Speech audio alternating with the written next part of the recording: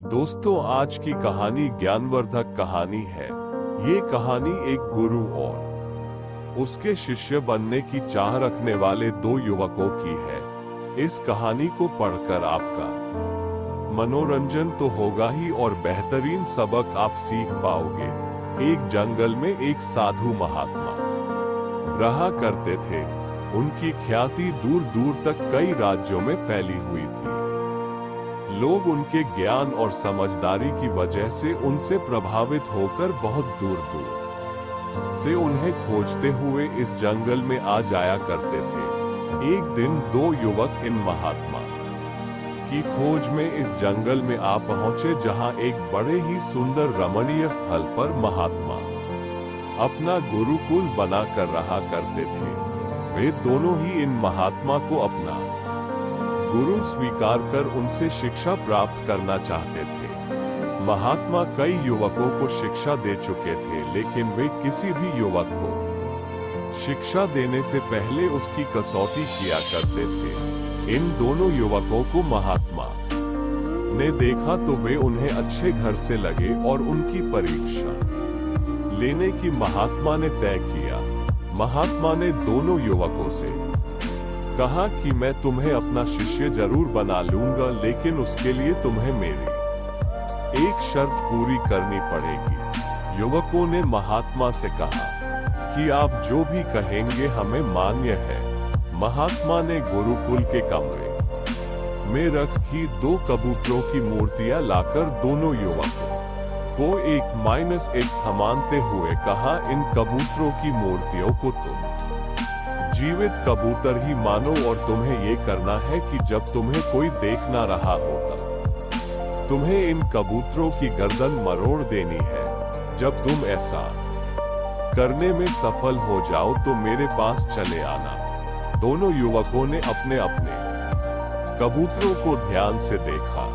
दोनों ही कबूतर बहुत सुंदर से और उन पर बहुत अच्छे से रंग और आकृतियां बनी हुई थी।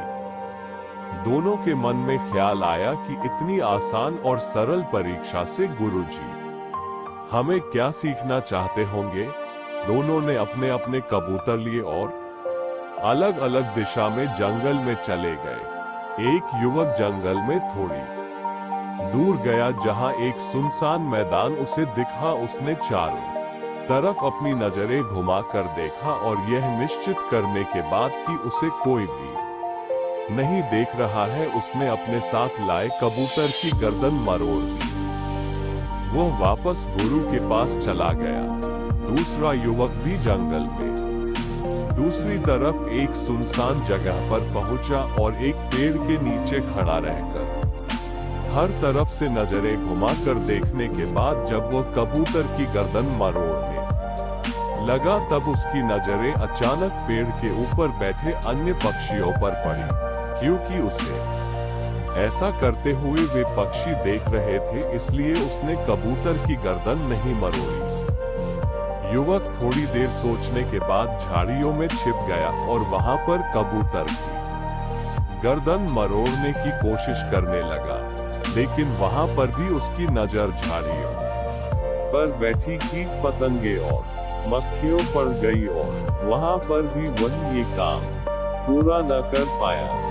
फिर कुछ सोचने के बाद युवक ने एक जमीन में बड़ा सा गड्ढा बनाया और उसमें उतरकर कबूतर की गर्दन तोड़ने लगा। कबूतर की मूर्ति को छूते ही उसने देखा कि कबूतर की आंखें उसे देख रही है, इसलिए उसने कबूतर की मूर्ति की आंखें ढक दी। फिर उसने सोचा कि वो खुद तो अपने आप को ऐसा करते हुए देख ही रहा है, इसलिए उसने अपनी आंखों पर भी पट्टी बांध ली।